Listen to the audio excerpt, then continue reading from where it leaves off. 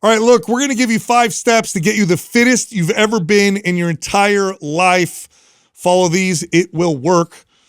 Let's define it first. Let's go. Yeah. Let's first define what we mean. Are we aesthetics? Or are we talking about movement, mobility? Or are we talking about both? Yeah, so let's talk about that, because when I say fittest, I think people start to have different ideas. I would imagine most people's idea of fittest is like the best that they look. That's what I would think. Like the most lean and the most muscular. Either that or like they're most conditioned. For some reason, a lot of people think that like, I can get up and run on, so many miles. Yeah, so I want to define what true and good fitness really looks like. And the context here is it's got to last. It's got to last, and it should last for the rest of your life, okay? I'm not interested, just as a coach or as a personal trainer, I'm not interested in helping people, or not as interested, I should say, in helping people accomplish a flash in the pan experience with fitness, because that doesn't really help anybody. What I'm concerned with the most, or what I'm most interested in, or I should say in the back half of my career when I started figuring things out a little bit, was how do I get somebody to want to do this, and what does this look like forever? Because it could truly be life-changing. And so I think that's kind of the direction that we should probably go. And so I think the first kind of qualifier is for that, if that's what you want, and I think everybody watching probably would say, that sounds awesome, I think I'd like that, is it should improve your life. Yeah, like it's going to enhance everything that you're already doing. Like it's going to complement it really well. Yes, I love talking about this to people. I just recently, for the last maybe 6 weeks, started personal training again. It's just one client, it's a friend of mine. Great guy. I've talked to you guys about him before on the show. He's a ER doctor, super smart dude. And so I get to have these conversations again, one-on-one, which, side note, by the way, it's really remarkable how when you stop training people for so long, how you kind of forget what it's like to train people. It's like you're out of practice. And I get to have all these great conversations I used to have all the time with my clients. And we were talking about this, and I said, there really isn't an area of your life that proper fitness wouldn't improve. Like, think of your life and think of all the areas of your life that are important to you. It could be your work, it could be your family life, it could be as a husband or a father or a mother or a wife. It could be relationships with other people. It could be things like mental health, depression, anxiety. It could be energy, libido, sleep. Like, there isn't an aspect of your life that you won't have a better experience with if your fitness isn't better. So it's a quality of life enhancer across the board. Another way to say that is, whatever the thing is that is your top priority, whether it's being a father, a husband, your job and profession, your sport, whatever it is that you care most about, is, would the healthier version of you enjoy that or be better at that? Right. That's on the other side too, clear Adam. as day in every aspect. Totally. And then on the other side of that, you live a long life. You're going to go through challenges. You're going to go through suffering or illness or deaths or, loss of your job or whatever. In those moments, a more fit version of you, again, in the truest sense, is more resilient. For sure. And more effective. Gives you a better outlook, for sure. 100%. Now, there's a key here, and that is that it doesn't become your life. I'm glad you put that in there. Yeah. Yes, because you can make fitness your life, which looks like obsession, body obsession. It could look like orthorexia. That's not what we're talking about. What we're talking about is this tool that can improve everything if it's used properly, which is great, because what I love most about this, one of the most, I'd say probably, for lack of a better term, bastardized terms in health is balance. Mm-hmm. You see this in business too. I know Adam hates it when people talk about balance with business. It's this kind of bastardized term because, like, what does that mean? Does that mean you do an equal amount of everything? Life never looks like that. No. Like, I don't know about, as a parent, I don't think you ever have balance, or as a spouse or as a business owner. There's no like equal, I spend, 25% of the time here, 25% here. That's not what balance looks like. What balance looks like with fitness is I can modify my training and my nutrition to improve my life regardless of what's going on. I had an experience of this. I've talked about this before, where I went through a really difficult period of time when somebody close to me was terminal. They had terminal cancer. and somebody I really cared about deeply, and my workouts and my nutrition looked very different during that period of time. It very quickly turned into keeping me healthy enough and strong enough and resilient enough to be there for this person and for my family. And so balance was kind of baked in. Balance also looks like this. I'm going to go out with you guys. We're going to go out to dinner. We never go out to dinner, right? All together, unless we're traveling. Am I going to sit there and count every macro and look at my food like I'm, trying to maximize my aesthetics? Or am I going to sit there and enjoy hanging out with, some of my best friends and business partners? It also looks like this. I'm going to the gym today. Man, I am stiff. I am tired. I think today I'm going to do mobility and stretching. Or, hey, I got a lot on my mind. I think I'm going to listen to a book while I walk on the treadmill. Or, hey, I am on fire, man. I feel great. I got great sleep.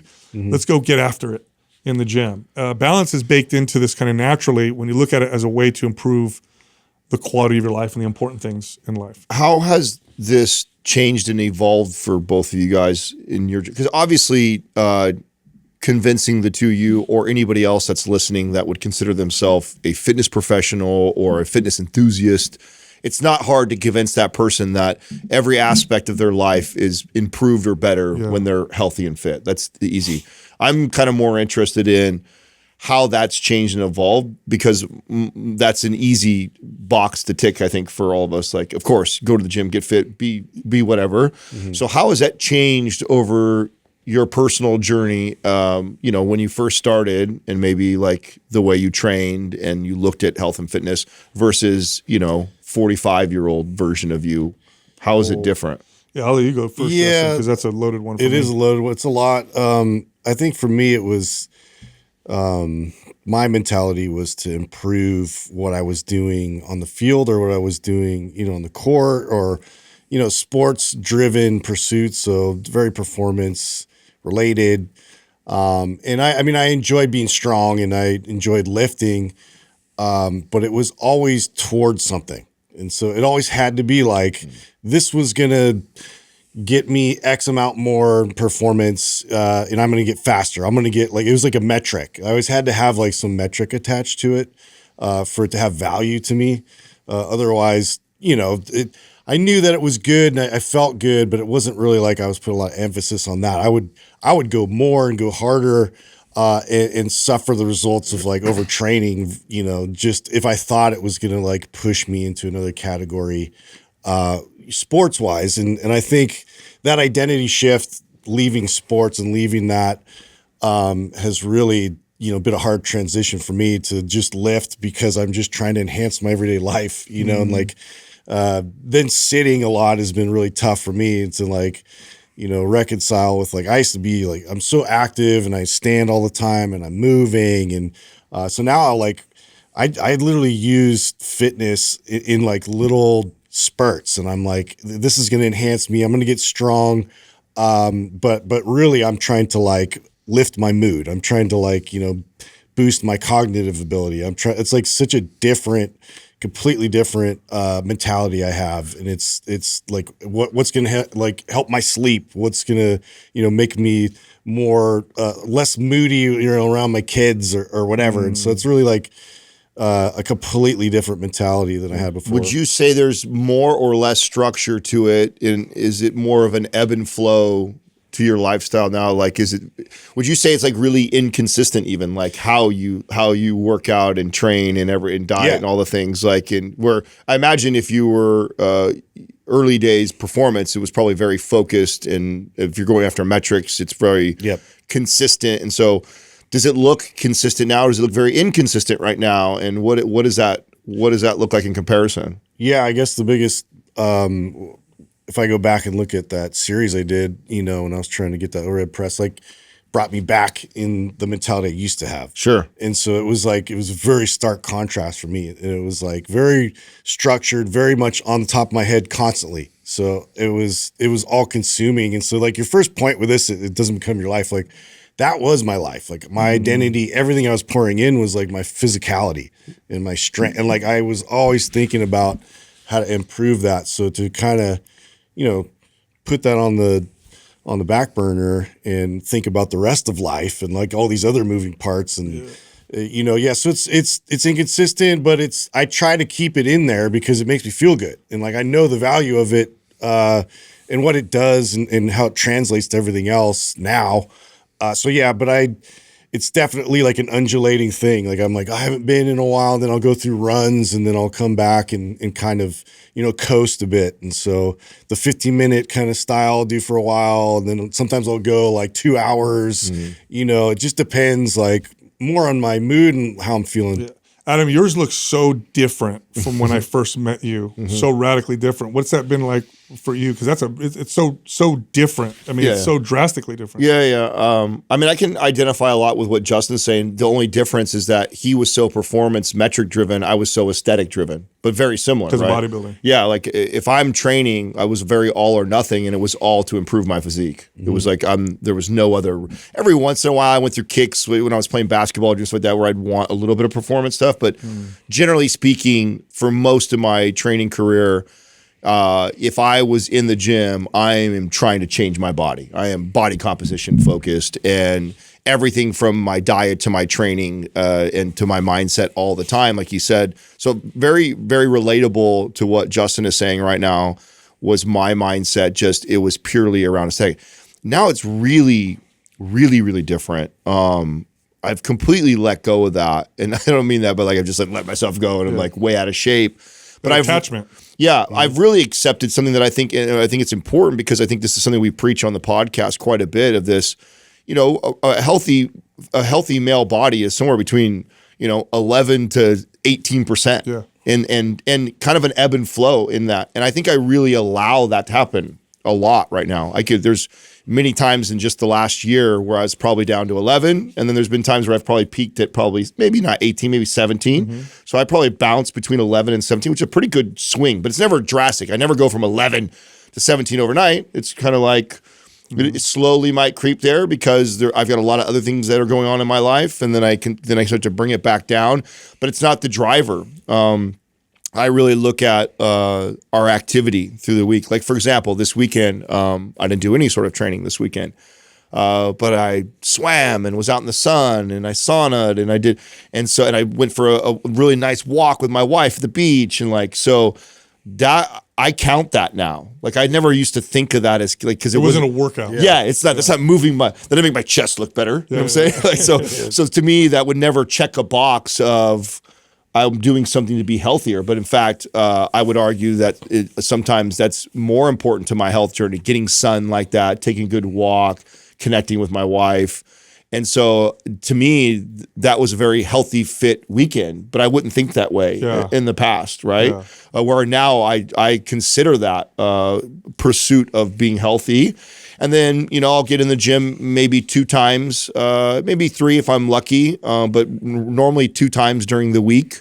Where I get a lift in, and it's pretty moderate. It's touch kind of everything, full body, and moderate intensity. I'm not trying to move or gain. I'm really trying to maintain the muscle that I have, and just stay active and move. And so I really look at it like that, and just try and stay that way. I want to be clear too for people listening. That doesn't mean structure is bad, especially in the beginning. No. It's the attitude going into it is, I think, what you guys are. I also think too that because you guys have been the obsession. You guys have been doing this for so long. You know what to do. That's right. Structure is really good for people the first 5 years. Sure. But the attitude that goes into it isn't that it becomes your life. And admittedly, this is the most challenging one for me. I could speak to this all day long.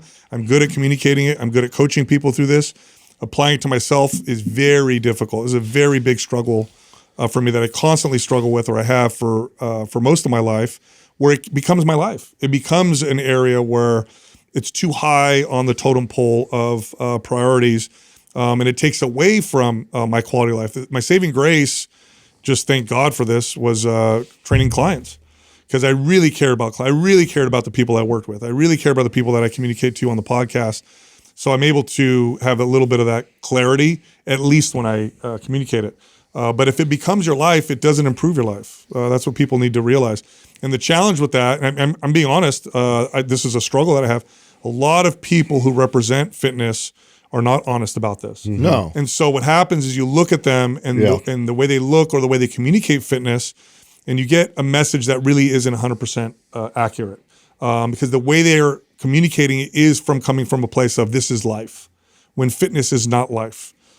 Fitness is a way to improve. I would go as far as Sal to argue that most are not. I think it's very rare to find somebody who is really, really fit and hasn't allowed it to become most of their life. And they try and make the argument of like, oh, that's just, I get up early every day at 5. It's no problem. It's part of my, but it's still they're so focused on it that, I mean, here's like, if that person can't take a week off of training and it not mess with them, then it is become that. It's become that. And I think a lot. Or modify it when there's an injury, or modify it when there's a challenge that's coming up, like lack of sleep or, and why I think this is such why it's not a good message for the majority of people, because I don't think a majority of people connect with that or want that. Very few normal people, like just your average teacher, engineer, doctor. This is why it doesn't work, because they follow the advice. Because they see, oh, what I need to become is this guy or gal that gets David up Goggins. and does this thing every day, and maybe for a period of their time when they're heavily focused, or their doctor just gave them crazy news, they feel motivated to be that person. And then life happens and they realize, no, I don't like it. And then they think that that's what they have to do to maintain a really healthy, and it's not.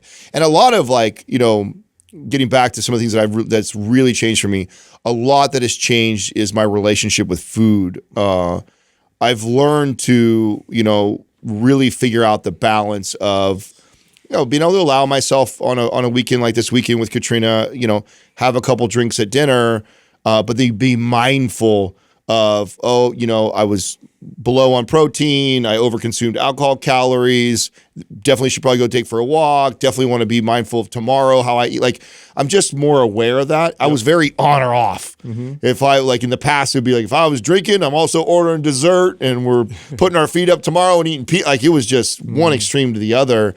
And I think a lot of people do that. I think a lot of people feel like, oh, they do that one thing and they effed up, and so may as well F the whole thing up. Where I'm not like that. Now I have this, I'm more mindful of those choices, and I choose them in moments when I think they really serve me in my pursuit of overall health. Totally. Connecting with my life, watching live music. Oh yeah, this is one of those times. Tuesday, watching the finals, the Spurs play while I'm by myself. I don't, sure, a glass of whiskey does sound nice, right? But it's not that, you know what I'm saying? I'm going to pass. No, I remember I had a client years ago. This was a young trainer, and he was a very successful, self-made businessman. He was an entrepreneur, no formal education, just this really cool guy to talk to. And he trained with me because his wife got him training. So it's one of those situations where his wife's like, he needs to work out. I'm going to get him training. I'm going to force him to do this type of deal. So he came in kind of reluctantly. Then he started to like it, mainly because him and I, became friends. And then I'll never forget, he came in and he said to me, his name was Jim. And he said to me, Sal, I'm never going to stop. And I was like, why? And he goes, I give better meetings. I give better sales trainings. I'm a better entrepreneur. Because that's something that was really important to him. Yeah. And what he noticed was when he took time away from work to improve his health, he actually got better at that thing. So step one is how is this going to improve my life and the things that I know to be really important, okay? So that would be step one. Here's the second thing to look at. You're strong. Strength is very important. The most important thing to consider as you get older is frailty. I know we talk about things like cancer, diabetes, heart disease, all very important things to focus on. But those are actually downstream of frailty or loss of strength or loss of mobility or loss of muscle. Strength is a very important pursuit for everybody. Now, can you go extreme with it? Yes, if it becomes your life, then you go extreme in that direction. But what does it look like to have good fitness? You consider strength. Do I have the strength to do things for myself? Do I have the strength to lift things? Do I have the strength to help people?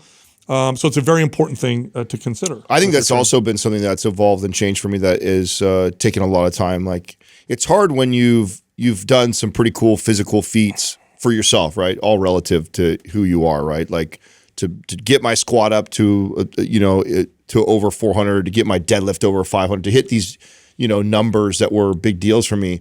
To still be attached to those, it took me a while to break free of that too. It's like, because strength is important, but it's also relative to like what you need it for, right? Like being strong enough to deadlift 550 is pretty irrelevant to my lifestyle. Like there's not anything there's a point where the returns on the investment are diminished. Will you sacrifice? This is for average person. You talk about there's some people can deadlift 550 without sacrificing a lot. But yeah, right. Most of us, to pursue that deadlift, what other things are you sacrificing to get that? Right, and it's not worth it. Like for now, like now, mobility, now when I'm deadlifting and I'm lifting and like I can be, and it took me a while to do this because my ego wants everybody else in the gym or that's around to know that I can deadlift more than 315 on there. But it's just like 315 serves me. It's like, it's strong enough that like that keeps me strong, keeps good muscle on me, keeps me capable, also keeps me away from a lot of risk. Start creeping up over 400 and I start pushing that, like all the injuries start happening and I have stuff. And so it's like,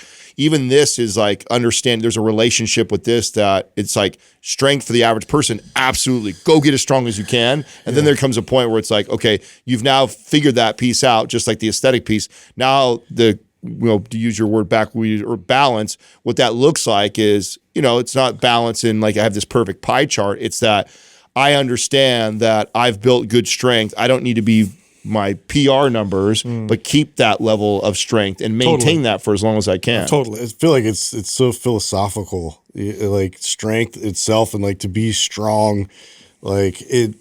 For me, it goes way beyond that. Yes, you build this resiliency towards so many things, and it's that mental resilience is something I think is so overlooked. When you're strong and you're pursuing things and challenges are in front of you and you're overcoming them, and it's giving you these rewards as a result of that. You see, there's a way through, and I just think that like people that don't physically achieve like any bit of this with lifting weights or challenge themselves, on that level, like I think they really struggle, and I think it's harder as a result because you're just in your mind all the time and you need to get out of your mind. Yeah, I never forget as a kid, I went one summer, I was helping my dad and he had this helper that he was like a bodybuilder, looked kind of like a bodybuilder. I don't know how big he was as a 14-year-old though. He looked like this super muscular guy. And I remember him just gassing out doing blue collar work with a bunch of dudes that were half his size, and me realizing like, oh, that's there's a difference here. Yeah. There's strength, and then there's like, because here's 3 and 4. I'll give you number 3 and 4 real quick. You can move well and you can play and have fun. So that's quality of life. Like quality of life is like I can move well. Like abilities. I'm not losing abilities. What does that mean to move well? Like I could get up and down off the ground. If I need to reach up and do something, I can jump. If I want to run and play with my kids, or we're at the park and we're climbing, or like being able to move well and being able to play and have fun is a massive quality of life improver. Yeah. And those are, like I said, that's number 3 and 4. And then number 5, we talked about aesthetics. What does this look like? And Adam, you kind of mentioned this. It doesn't look like 7% body fat for a guy or 15% body fat for a woman. It just doesn't. Now, I know people are going to point out the super rare, crazy genetic anomalies that exist in the world, the 1 in a millions, and they're out there. There's people out there that just eat Skittles all day and seem to look like they're dedicated to the gym. Yeah. But 99.999% of everybody, this is what it looks like for most people. You look generally muscular, generally lean, you move well, and you feel good. Your body fat percentage as a guy is in the teens, somewhere in the teens. For a woman, it's somewhere probably in the 20s, give or take. And you've got, again, you move well, you play well, you look healthy. It's not shredded, everybody. It's not the person who walks down the beach and everybody stares at them and goes, oh my God, that guy looks super crazy. That person doesn't have a relationship with fitness that improves the quality of life. That person's life is fitness and the gym. And I'm gonna tell you right now, it's not worth it. It's actually a very unhappy place. Yeah, and I don't want to come off like shaming that person either, because I think there's tremendous value, similar to Justin's point about strength. I think there's similar value to getting yourself to that at a period of time. Just like it doesn't serve me to be deadlifting 550 all the time. It doesn't serve me to be 5% body fat all the time.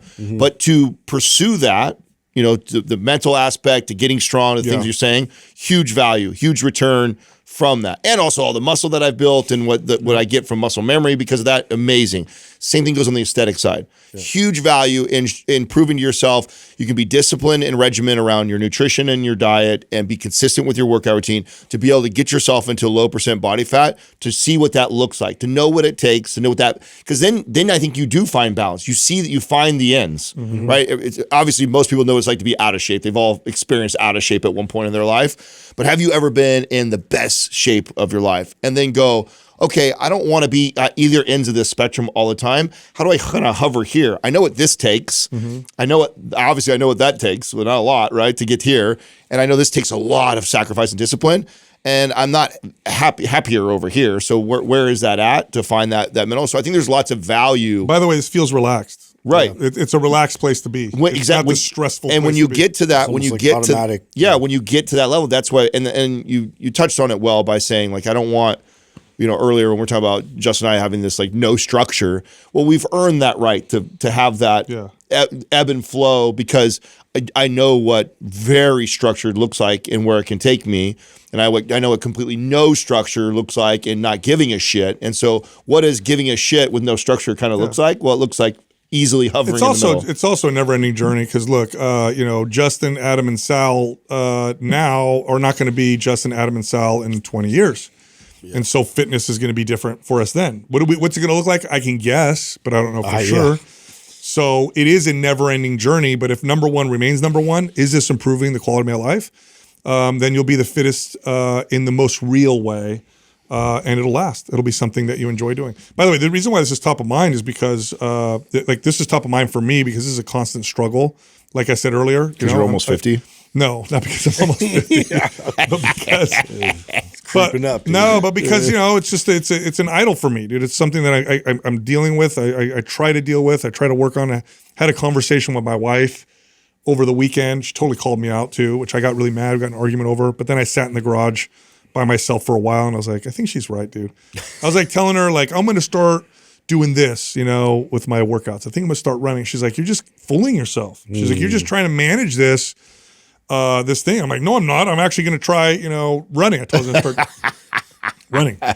And she called me out. I don't like getting called out. I don't think anybody does, especially not from your wife. But I sat there with it and I thought about it for a while. And I'm like, yeah, she's right, dude. I got to really try to make peace with whatever a good relationship with fitness looks like. I got to make peace with that. Not try to manage the look with the like I'm trying to manage the result that I want with all the little pieces versus like, let's just see where it takes me. And so I think I'm actually, for sure, I can say this on the podcast. It's hard, dude. It's really hard. I know. We're all different, bro. Yeah. It's really hard because I know, and I can relate to you because I know that you also, you have like Justin and I in you. Like you are very obsessed with the strength part of Justin and you're obsessed with the aesthetic part like me. Yeah. So you kind of have both of our attachments and wrapped into one. And so it's a lot it takes time to do that. It took a long time for me to truly accept and be okay. You see yourself which you have experienced, 5% body fat, and see yourself hitting these numbers. It's hard to like completely let it go and be like, can I really be okay with 10% higher body fat than that, or 20% or 30% less strong than that guy, and be okay when you know you're capable of that? Something clicked. I'm not going to pretend to say it's going to stay clicked, but something clicked, and so I'm actually going to go to jiu-jitsu tomorrow night. So nice. You are? I'm going to roll tomorrow night. Well, you have always said that was the best. That was the healthiest I was mentally with fitness. Yeah, for sure, because it took me away from body image and from like lifting. Yeah, you're just because neither one of those are served there. No, being completely ripped or hella strong where you're PRing stuff isn't. Neither one of those serve you in jiu-jitsu. No, not at all. Yeah. There's a community aspect of it. You know what my fears are? I'll tell you what my fears are. Besides the fact that I'm gonna lose gains and all that, whatever stupid stuff. I hate saying that on the show because it sounds so dumb. The fears are: am I going to get hurt? And am I going to have a target on my back? Because who you are, because you're big. Because you're jacked. Big dude coming in. And I was a purple belt. No, I'm going in white belt. Can you do that? Can you restart? I don't care what they tell me. I do not deserve. It's been 20 years, dude. I'm not walking in with my purple belt. No way, hey, dude. that would put a target on your back. Coming as a jack guy with your purple belt would put a target. What puts a target is kind of a bigger dude, but also the podcast. If they recognize me, they're like, oh, I'm gonna go kick Sal's. You have a lot of jujitsu fans, So, I've heard. I'm for sure. I'm like, as soon as I go in, I'm going to my brother-in-law, so he knows the whole deal. And I'm gonna tell whoever I go with, like, check it out, dude. I'm gonna go super easy, bro. So just please go easy with me. I'm gonna step out when I need to and just be real because I don't want to get hurt. Because you're wrestling grown men. I mean, it's not controlled. You're like going in. I have a safe word, you guys. Yeah. banana. So yeah. So Hey, did you watch the UFC fights or no? no, dude. You didn't watch any of them? No, man. Dude, what's wrong with watch you, it? bro? Oh. Bro, it's modern. You're gonna have a skewed opinion about Listen, this. it's dude. modern Rome. So This is what? crazy to You me. like MMA, you like I jiu-jitsu. can't, dude. Yeah, can't. I How had can you- those same inklings, like, and it's funny because like I was like waiting for Trump to be like, finish it. Yeah. You know? Yeah, like somebody feeding them grapes, Bro. But dude, it was. I'm sorry, dude. All the hate, whatever, is mute, dude. It was the sickest thing I've ever seen. Yeah. It was the most amazingly well put together event, dude, and like everything just hit. The parallels with the Roman Empire are so crazy. I to me. know. It's like for 100%, dude. for the glory of Rome. You know, you got Yeah. like the jets flying over, American flag, patriotism. Blue Angels with the Thunderbirds together, dude. Over Every it. fighter Dude, is probably come like on, bro. pumping up. You know, I mean, Military everywhere. It was sick. It's so Rome, to dude. back I know, your I know, argument. I I know. mean, because let's say this weekend was not just that. I mean, you had the NHL finals, you had the NBA finals, so it was just like World Cup. Yeah, in our World Cup. It was like backyard. a bonanza of the Rome. Yeah, Rome. You know what I'm saying? Like was everywhere. it's all the Colosseums everywhere. going on right now. But of all of them, the one that looks the same of like wrapping the patriotism and all that. It's in front of the White And House. it's on his birthday. Yeah, It's like, yeah. Oh my right, God! dude. Yeah, I know. so- it is. so It's def- like very, we got. very self-serving. It's like we got wars that are going on. Yeah. We're crazy spending. This is Rome. Rome used to do this. They expand themselves. I know, dude. Put themselves into crazy debt. Distract the people, you guys, with crazy news. We got UFO Get stuff. them entertainment and bread. Yeah, don't let them look at the Epstein stuff, you guys. Let's distract, and then let's just get them excited with violence. This is exactly what Rome did. So I Sure. couldn't watch it. But it was awesome. I couldn't watch it. Yeah, the sport of it's still so good. You know what I'm saying? I love the Oh, sport. the fight. I feel like I could do both. Like I feel like I can be very aware of what I'm being fed. Yeah. You know what I'm saying? Yeah. And at the same time, enjoy the steak. Yeah. You know what I'm saying? Yeah, This is yeah, like yeah, yeah. like I know damn well what I'm being distracted from. Yeah. But it's the steak still tastes good. You know what I'm saying? Jeez, dude. Fully aware. Oh, it's great. Speaking of which, it's like that. You know, speaking of all this like stuff, when SpaceX went public, right? Yes. Yeah. You know what breaks something in me every single time? I don't mean in a good way. Seeing politicians rail on someone who became a trillionaire. Oh gosh. Oh, inside of me, I get this like stirring. Yeah. Like Elizabeth Warren, Bernie Sanders, like Where'd Gavin you get Newsom. your money. I'm like, you of all people can't talk about this. You do nothing. Yeah. You create no value. You've No. never employed anybody from your own money. You've never innovated anything. How are you a millionaire? You create. I know what your negative salary debt is for everybody. What's Gavin Newsom's salary? It's like $200,000 a year. How is he a millionaire? How is Elizabeth Warren a millionaire? How is Exactly. Bernie Sanders a millionaire? I know. It's crazy to Yeah. see this. And yeah, we got a guy who employs tens of thousands of people, innovates like crazy. I don't know the guy, so I don't know if he's a great guy, but from that perspective, like he's I don't know. There's two categories. Okay, so and I've heard somebody break this down, but there's like creators and there's destroyers. yes, Yeah. Politicians are destroyers. 100%. They're takers. They're takers. Yep. They do nothing. No, Yeah, I mean, you see this with NGOs and everything else, and so like I don't even listen to destroyers.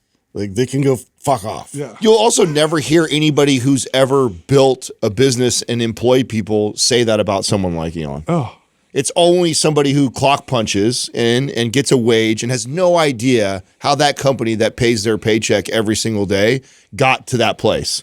Like just no, it's never somebody who knows what it's like to build something from zero, to actually build it to where it has even a handful of employees, because that's impressive. To go build a business You know how hard it that is? employs 5 people is incredibly impressive. It's a very small percentage of people that can do that.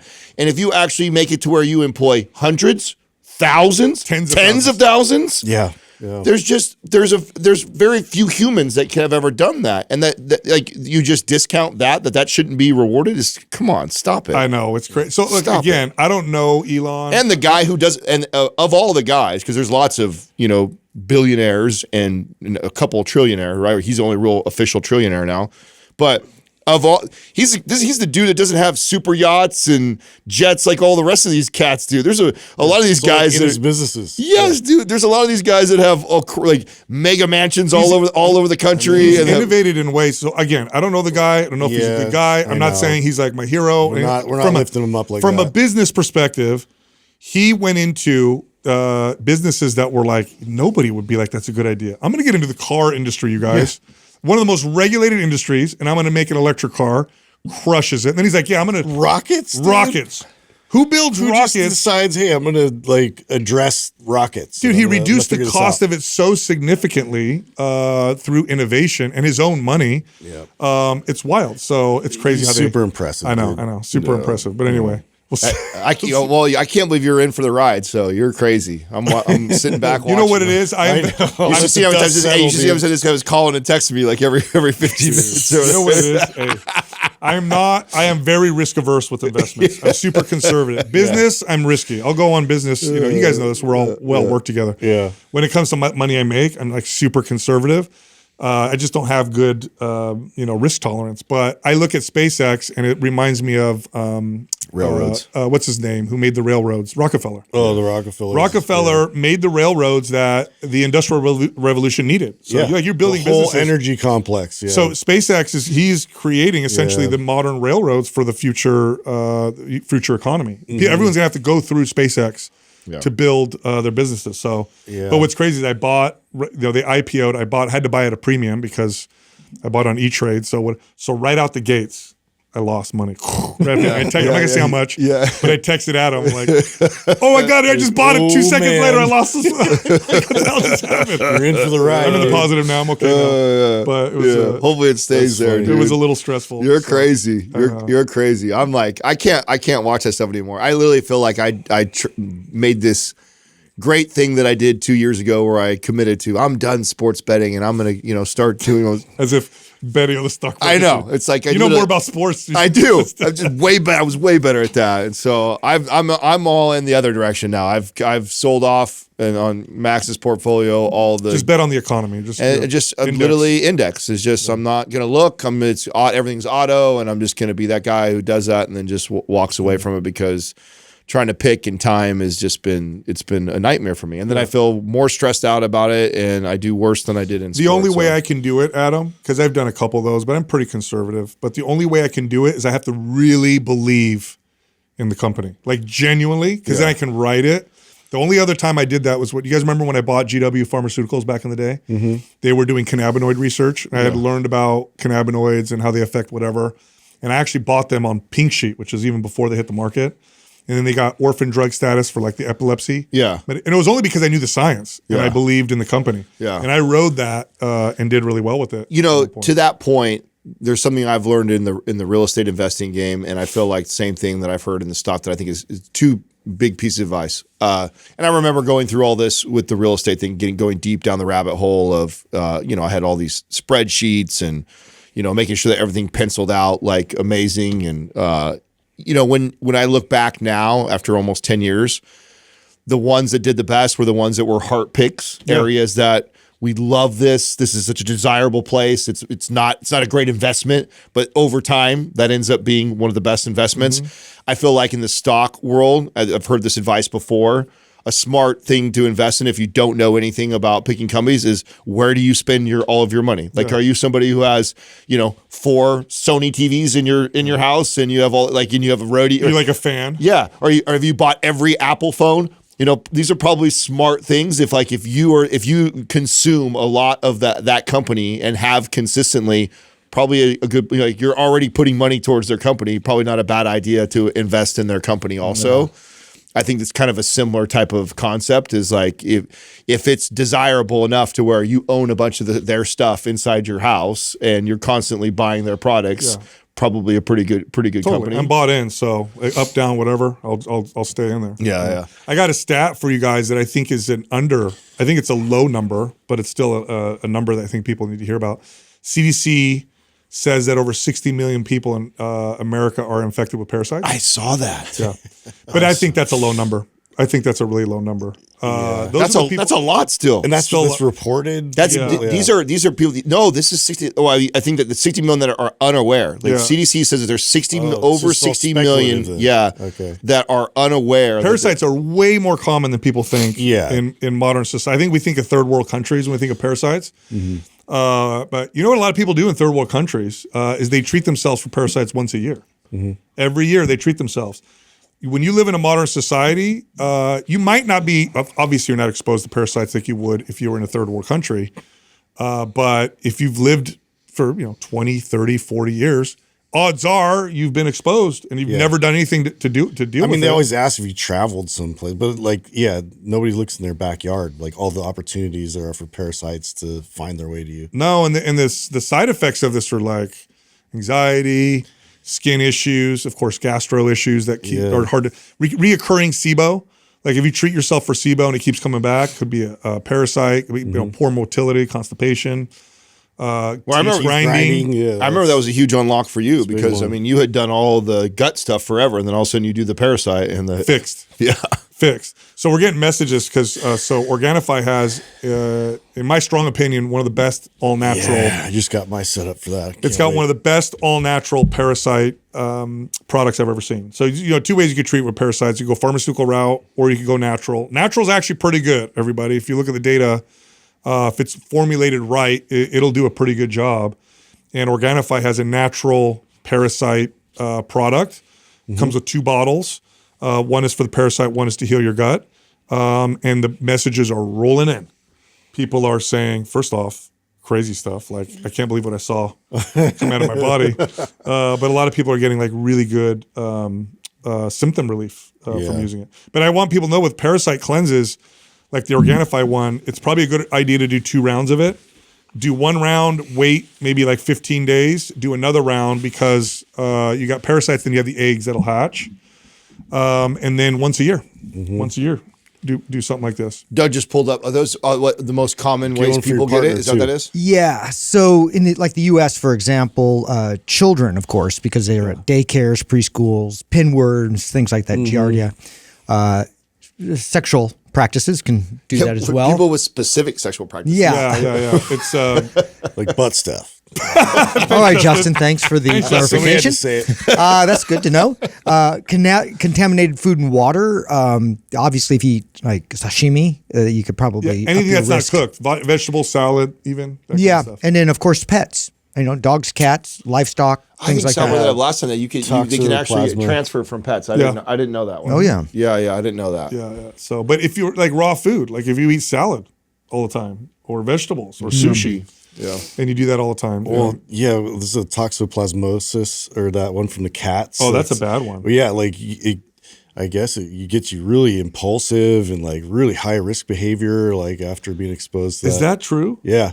Is that the one that makes? There's a parasite that makes mice. The urine? They get attracted to cat urine. Yeah, it causes a condition. Humans can. What are the side effects of that? The symptoms. Scroll down. Wait, Yeah. mice get it from cats because they're attracted So to mice cats? will get attracted. They get it, and then it brings them like more attracted to the cat. The cat eats it, gets the parasite. It's like this cycle. What? I know. That's wild. Isn't that gross? Yeah, flu-like symptoms. That's wild that something would make you attracted to your predator.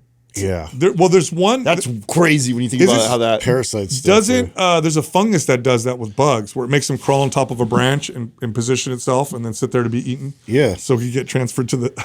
Dude, speaking It's like you're a zombie. Yeah. Isn't that cordyceps? Cordyceps might do Yep.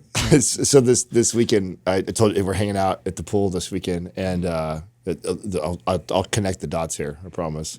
And we have a peach tree in our backyard, and man, the squirrels go to town Oh, yeah. on my peaches. Yeah. Mm-hmm. And I mean, and it's pissing me off because they're not ripe and ready to completely pull off the tree yet. So I can't just go pull them all off.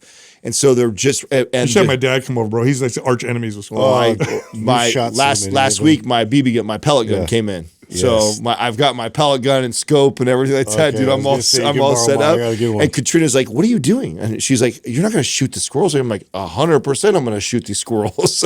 They're not going to get our peaches tree anymore. rats. Yeah. So I now This thing, I keep this thing down and when we're at the pool, So it's ready, loaded, cocked, everything to go. And you see me jump out of the pool, get it. And so this is the first weekend I've had it, and we're floating around. And sure enough, here comes this squirrel. And we're like, and I try. Katrina doesn't want to see me shoot him, so she's like, ah!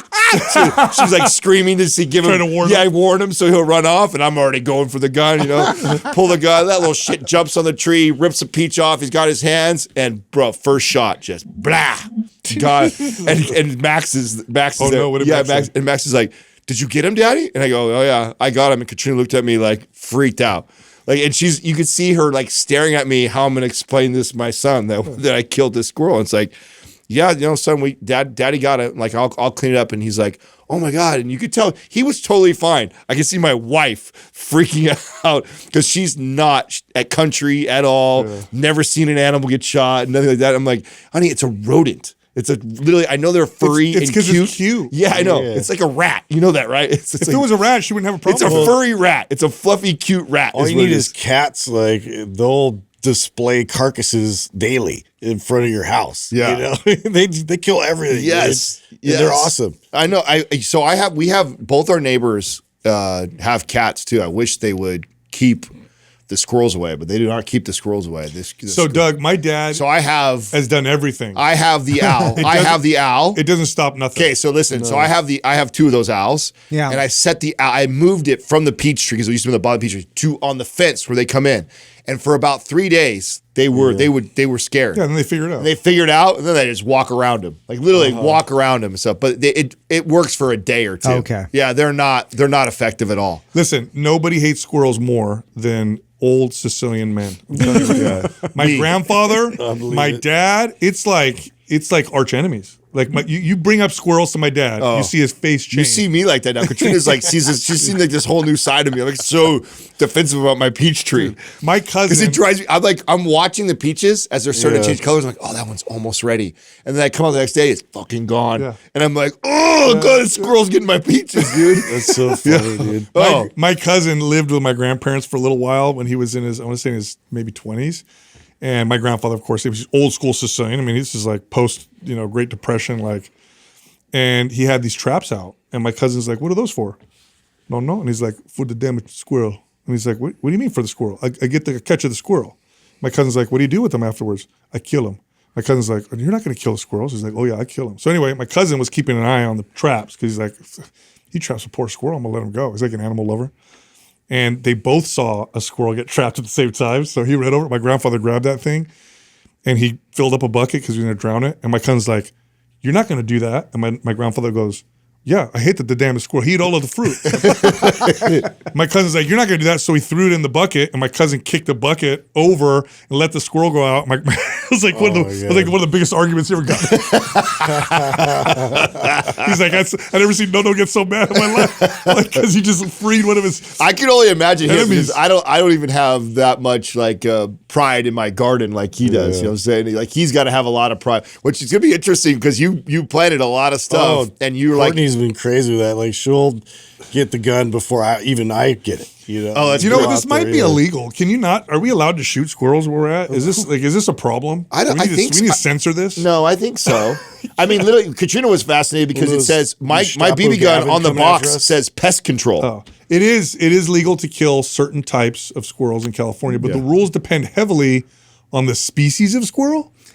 Okay, how do you know? Yeah. They all look the same. I checked mine. We're covered. We're good. Yeah. Oh man.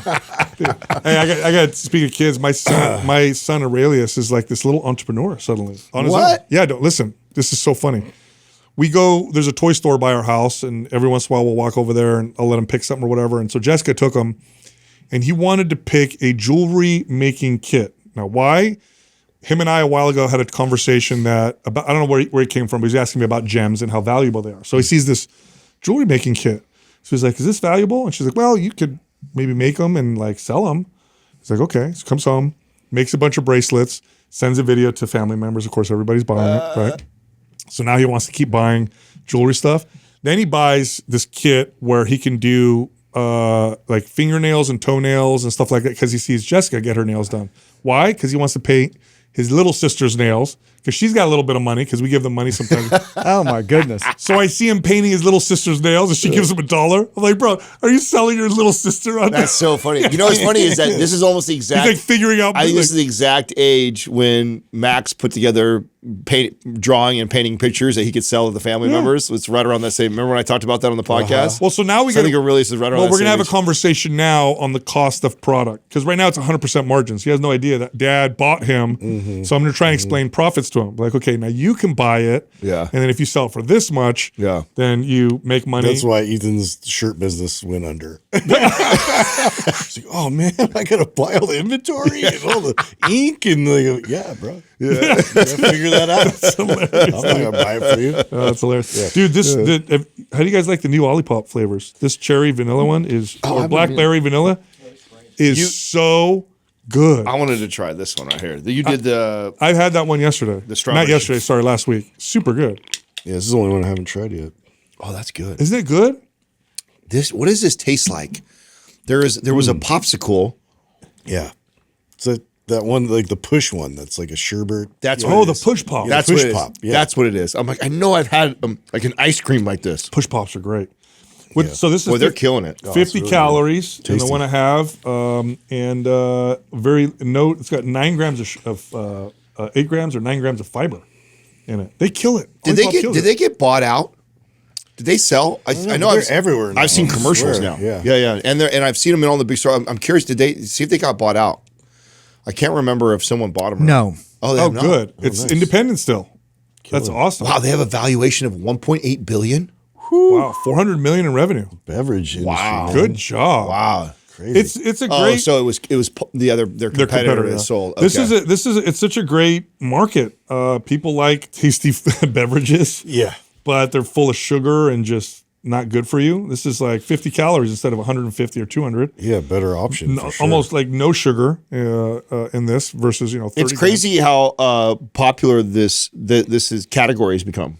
It was not a thing like just 5-10 years ago. Well, people are aware of sugar. They're more aware of like soda has been demonized. I think for the most part, rightfully so. And so I think people are just they still like to taste at times. I mean, something that's me. I fall in that category. Yeah. No, this is why I was such a fan early on of Olipop when we first started working with them. Was I admittedly have that sweet tooth. Olipop was the one that created that market. They were the first ones. Were they first? They were the first ones. I know they were one of the first. No, the first ones. Doug just pulled it up. Oh wow. Yeah. 2018. So they created the market. Wow. Isn't that cool? When someone does a great job when they come out with a product and then copycats. Yeah. You know what's to even follow. cooler? I like to think of What? is that we've been attached to a lot of these. I know. Okay, Viore. Yeah. On the athleisure side for men, for sure. A lot of the Mavericks. Caldera. Yeah. Men, Yeah. something like that. Olipop. I mean, think of some of these brands that we've found and we've worked with from early on that were like leading in their space. Yeah. It's cool, huh? That's really cool. Yeah. I want to mention a peptide that I started using that, Doug, you have experience using the Delta Sleep Inducing Peptide, DSIP. Yes, I have. Yeah. That works. It does work. Yeah. Works. Absolutely. For sleep, works. Sick. You know what it does? So what it does, it increases delta waves. So the kind of deep restful sleep when you take it. So you take it before you go to bed. I could sleep less hours and wake up and feel like I slept more hours. It's really weird. So I feel rested. I've experienced with it, and I find the timing of it is very important.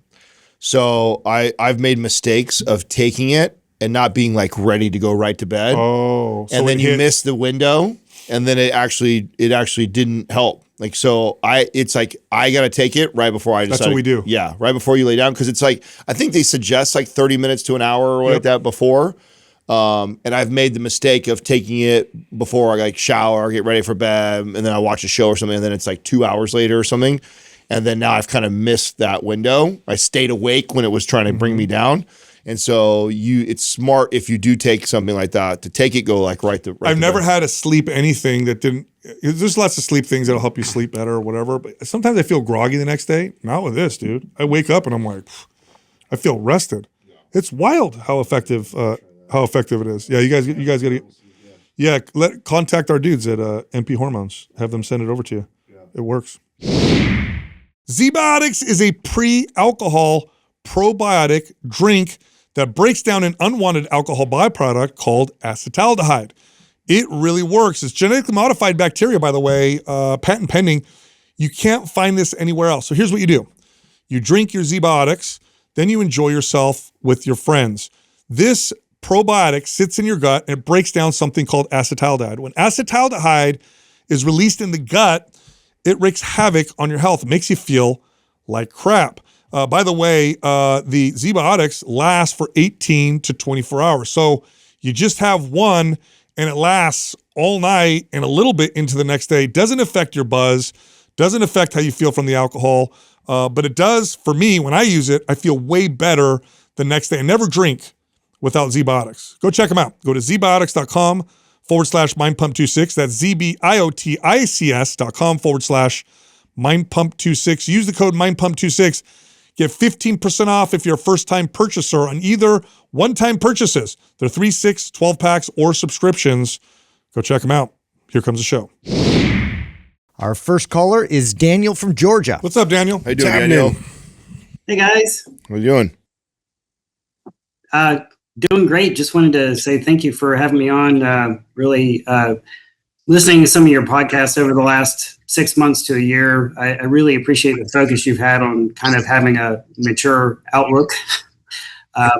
Really focusing on family and a lot of the stuff that's important. That's great. In life. Awesome. Thank you. How can we help you? So I've kind of had a unique journey. I'm sure you guys hear this a lot, but I've had a long history of weight loss. So in middle school, I was kind of a chunky kid. Lost about 100 pounds before Ozempic, before any kind of gastric bypass surgery or anything like that. Just, kind of sweat and cried it all off. And then gotten involved in school sports, wrestling at a low weight class, and have basically been on a 15 to 1600 calorie diet since that time. Got into weights kind of in high school and bulked up a little bit, but still never really been able to get away from that kind of calorie count mentality. And I've been on about every diet that they make, from keto to low carb, low fat, all the variations that kind of come through the time. And I'm in my mid 40s now, so looking to kind of make that transition away from trying to be so focused on a calorie count and just maintain my strength. I've got 3 kids, trying to be a good example of what it looks like to be a healthy guy kind of at this point in life. Set a good role model for them, but also be a good dad and show them how to maintain health and fitness kind of in the meantime. That's great, man. So have you been maintaining the kind of 1,500 to 1,700 calories for most of your adult life? Yeah. Yeah. Wow. Yeah. Wow. Yeah, I'm reading your question here. Would you mind if I paraphrase it a little bit? Sure. Yeah. So you've recently, over the last 4 years, regained about 15 pounds from your lightest, I guess, body weight, which was what, 156? Was that where you were at before? No, my lightest body weight was actually in high school. I get down to around 120, 119 is what I wrestled at. Okay. I went through a really stressful time kind of through training and work, and gained up to 150. Okay. And And that's about where I'm at right now, 155. so 155 is your weight after you've gained 15 pounds over the last 4 years? Yes, that's correct. Okay, cool. And you're 5'6", it says? Mm-hmm. Okay, so 156, 5'6", and strength training 3 to 5 days a week, and eating 15 to 1,700 calories, and you feel like you've kind of plateaued. Mm-hmm. That's correct. What does that mean? What do you mean when you say plateau? What do you mean by that? I would love to get back to kind of that leaner physique. At one point, I was down to like 8 or 9% body fat. Right now, I'm probably sitting about 18, 19. My strength actually did go up significantly when I gained that weight, which was kind of surprising, kind of in your early 40s. But it did happen. So I'm trying to get kind of a good healthy balance between the strength and kind of that lean physique, but for strength, but also for longevity and overall health. Okay, and talk about the energy difference. So when you gain the 15 pounds, any change? Because obviously you're stronger, so I'm assuming you probably felt more energy. I actually had more energy when I was lighter, I think, but that period in time in life was just less stressful too. Got it. Okay. So, Tell me about the stress that's going on right now. Is it just regular family stuff? Says you got 3 kids. yeah, I work a 50 to 60 hour a week job. Got it. Have multiple jobs, 3 kids, high school, Oh, yeah. Middle school, that kind of stuff. So, No, I feel you. And you wrestled in high school. How long did you wrestle for? I wrestled for about 3 years. I had a shoulder injury, had a posterior shoulder dislocation that kind of ended my career. Didn't want to end up having to have shoulder surgery and just decided to continue with the weights, do some rehab and do the cardio, kind of zone 2 cardio and hit training as I could after that. Got it. Okay. So what I'd like from you, Daniel, if it's okay, if I can ask you a couple questions. Sure. What does healthy, because you mentioned you want to be a good dad, role model. I'm assuming you want energy to be able to do the things that are important in life, your job, with your kids. You still want to be able to be mobile and strong and feel good. What does healthy mean to you? Let's define that a little bit so we could get a little deeper. Yeah, that's a great question. Really being able to be physically active, not fall into one of those, I mentioned this in my question, one of those dead bod type things where your gut sitting on the belly, sitting on the couch on the weekends, kind of not setting the best example for the kids, being able to run with them, stay physically active, kind of longer into life, and still be strong too. Okay, good. And are you able to do that now? Do you feel like you can play with them and do all that stuff now? Most of it. My middle schooler going into high schooler is kind of a challenge to keep up with. Yeah. But the little ones I'm able to do that with now. Okay. So there's a couple conflicting things in what you want. Okay. 8 to 9% body fat in your mid 40s is not typically healthy. So it's not a body fat percentage we can typically sit at and maintain without sacrificing hormone profile, resilience, energy, and just strength too. overall quality of life. It requires a level of control and meticulous, like you basically got to look at everything you're doing all the time with diet and exercise, which really isn't a healthy place to be when you're also trying to be a dad and work and do all that stuff. And to be quite honest, Daniel, when you're in your mid 40s, active, healthy, usually that looks like a body fat percentage that's in the mid to high teens. Okay. And so the challenge for people oftentimes, and I asked you about your wrestling because wrestling, especially when you're in a weight class, I don't need to tell you this, but I'm going to say this so people watching understand, it's not a very healthy sport from that aspect. I mean, you're making weight and controlling what's going on at a level that I would equate it to like a fashion model. Obviously, it's a different. It's not, fashion model is not a sport, but you're like counting everything and looking at everything. And okay, and you also have a history when you were a kid of kind of being overweight. So there's probably a fear. Maybe correct me if I'm wrong, that you're going to blow up and balloon up into. Okay, that's not going to happen. I'm gonna let you know that's not going to happen. Yeah. Your calories are way too low for the things you're looking for. Now, it's also too low to be able to even maintain 9% anyway. You can't go around.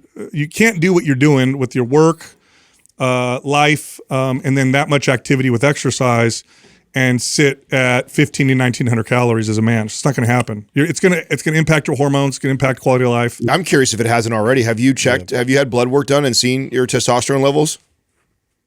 No, I have never. I would highly recommend that because I would guess that low a calorie with as high a stress and work that you do at our age, more than likely your testosterone levels are suppressed. I mean, or definitely not optimal. Yeah, and if you notice, it says here with your sleep, you have issues with sleep. How long has that been going on? Oh, my whole life, but especially in the last, I would say 5 to 10 years. Yeah.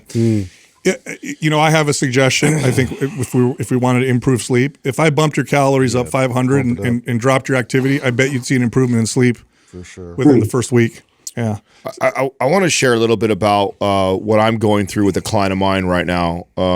personal client that I'm helping with reverse dieting. In fact, their calories were similar to where yours are at. And she's experienced the same thing that you did when you increased to 1900, which is this, I got stronger and some of these things, but I also feel like I just put body fat on too. I don't feel like I put a lot of muscle on. And so what will happen, and what I've explained to her, is that we have to get healthy first before our body will start to respond and build muscle. The muscle thing kind of comes first. What you'll feel is, in other words, your body needed those calories so bad. It's just like, okay, we're on the right track of getting healthier. The first response that we know we're getting healthier is we see the strength go up in the gym. It's like, oh, wow, we're getting stronger. But it doesn't line up right away like, oh, I'm stronger, therefore I should be a bunch more muscle on my body, because that's not what's happened for her either. She just put on some body fat, and her body's kind of getting to this healthier place of, well, this is the calories we needed, this is the body fat we needed. Now let's go build on that. And so muscle will tend to follow that, and it could take months later before you start to see the payoff from that increased calorie and that strength. And what ends up happening psychologically to people like yourself and like her who have that fear of like opening weight is you let yourself go up calorie wise. You don't see the muscle. You just see kind of body fat go on. And even though maybe the strength and some other signs are seeing good, you go back down because you're like, oh shit, I don't like what I look like. And so this is the cycle she's been in for a very long time before she's hired me. And a lot of the conversation that we have to have is like, stay the course. You're doing good. Like what we see happening in the gym, I know is we're heading the right direction. Just be patient. You've kept yourself so low in calories for so long. Your body isn't comfortable yet there, and it'll take some time. And so I think you're in a very similar situation due to how long you've kept low calorie, high stress, a lot of stuff going on. And so, yeah, you had an initial bump and you saw strength increase, but then maybe you didn't see the body composition that you wanted right away and probably bailed and went, oh, fuck this, went back down and freaked, right, this is very normal with someone who's kind of kept their calories where you're at. But this is what we need to do. My suggestion is, because I know how difficult this, I know how much work her and I are doing on the psychological level, outsourcing this to somebody else would be something extremely valuable to somebody who's got as much on your plate that you trust to take you through that. Unless you feel confident that you can push through this. But if you kind of know yourself, like I felt like she did, and which is why because it wasn't a lack of knowledge. She's got all the knowledge to do it. It was, Adam, I need someone to just kind of be that voice that reminds me I'm heading the right path and confirm that. Does that resonate with you, or do you feel like that's not you? No, I do think that I probably should get some help in that area. Yeah. And I definitely, despite all this going on and the kind of the calorie restriction over the years, I think I'm kind of at the limit with what I can do at my own home weight setup that I have. Basically have, the home bench and the dumbbells. Mm-hmm. So I'm really looking at where do I go from here? I've maxed out the weight that I have. I mean, I've done the reps slower and all the things that we do to make the workouts better.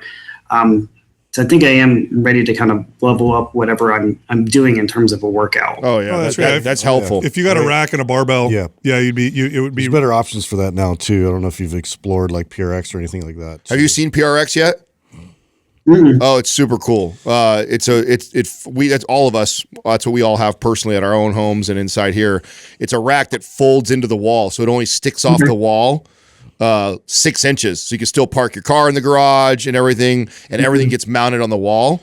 And you could also, they have this thing where you can literally pay it like a gym membership too. So you can literally finance all of it, pay it like a membership, have it all shipped to your house, basically build an in-home garage gym for what it would cost to get a gym membership. Yeah, we'll send you a link to that. Yeah. I'll have Doug send you a link. What it looks like, what Adam's explaining, what it generally looks like, and there's always, of course, there's differences in how people respond, but generally what it looks like is you start eating more, you get stronger, start feeling a little better, probably gain some body fat, but you start to feel better. Then you start to build muscle. Then that muscle boosts your metabolic rate, and then we start to see you get leaner. That's what it starts to look like. And I'll let you know, guy, a man with your activity, what you're doing, your calories should be around 26, 2700. At least. Mm-hmm. Yes. At least. So you're so low, your body's really metabolically adapted. It's really learned how to burn as little calories as possible. And it's essentially, at this point, it's going to try to store extra calories as body fat because you've been, for lack of a better term, starving yourself for so long. Now, what a coach would do is walk you through that process. Ultimately, what this looks like, Daniel, at the end of this is you don't track anymore. You're not counting everything that goes in your mouth. That's not that is not a healthy way to live with diet. It's kind of a stressful, another thing you got to manage way to live. And it is very possible, it is plausible if you do this right, that at the end of this, you don't have to really track. Every once in a while you'll track to see where you're at, but really you just kind of eat in a way that's healthy. You stick to whole natural foods, eat high protein. Your metabolic rate adapts in a direction that gives you much more flexibility. You feel good. You're walking around 13% body fat, 14%. You feel good. And it's not something you have to like constantly watch and manage. And you don't feel like you're going to swing in one direction if you have a weekend with your wife somewhere or something like that. I think this energy that you have kind of moving towards barbell training is really going to benefit you. Oh, yeah. Just to push you more into just strength, pure strength, focus. You're fueling that. So now you're shuttling all these calories, into prioritizing like building muscle. And it's just going to have that compounding effect where then, we don't have to prioritize your diet, nutrition, be hyper obsessed over that so much. And it really will pay off. That's actually the fact that you shared that with us is exciting. Yeah. That's a huge plus. There's a lot of opportunity there. That you haven't gone and moved to barbell training and you've kind of maxed out your dumbbells at home is a really huge plus because that gives us a lot more to work with. And barbell training will be novel. And just that novel stimulus alone, your body will want to adapt and change, and feeding it properly at the same time will send a really nice signal to your body. And so that's a huge plus. Let me do this, Daniel. Do you have any of our programs? I haven't bought a program yet, but I was looking at the Anabolic? which I think it was a strong. Oh, strong. Yeah. So do you so that's strongman inspired training. Yeah. But Power lift would be good. Power lift. Here's what I'm gonna do. I'm gonna send you MAPS Anabolic. You can. Okay, there's great. there's a 2-day-a-week and a 3-day-a-week version on it. So do the 3-day-a-week version. There's a dumbbell only option in there, but then of course the full program involves barbells. Once you get the barbells, do that. So I'll send that to you. We're gonna send you the link for PRX because I think we have a discount, so we'll get you a little bit of a discount. And then I'm gonna have a coach call you. And you can determine if that is right for you. If you want somebody to coach you through a process of 6 months or whatever, where they kind of walk you through this process of reverse dieting. That's essentially what you're going to do. What you're going to do what's called a reverse diet, and we're going to get your metabolism to adapt in a direction that's going to make this much more flexible. In other words, you'll be able to eat far more calories without gaining body fat, and it's not just possible. That's plausible. What'll probably happen for sure if we do this right. And we've done it. We do it all the time with people, and your calories are so low. I feel super confident that we're going to move in a direction where you're going to be like, wow, this is wild. I can't believe I'm eating this much and I'm not gaining body fat. This is great. I'm going to really push you and encourage you to do that with the coach. Just to give you some forecasting what that looks like and what it's been like for her and I for like the last 6 months together is, I keep trying to work her up on calories. And then when we have to do what we call diet breaks is I can see the psychological part with her. And so, and that's really that's why it's not as simple as like, oh, here's this blueprint, follow this for the next 6 months. Is your coach will be in communication with you, and their job is to be able to see that in you, and you're going like, hey man, this feels like this and I don't like it. And then it's like, okay, this is what we're going to do. We're going to switch it up. And so they'll be modifying the training, they'll be modifying the diet based off the feedback that you're given as you go through that process. And it looks different for every single person. Yeah, they'll modify the MAPS program for you too, so it's much more individualized. Yeah. So I highly encourage that. I think it'll be very valuable to you. And then once you've gone through the process, you're going to be good to go. So you're going to get the PRX link, MAPS Anabolic for free. I'll have someone reach out to you and let's see if that works out.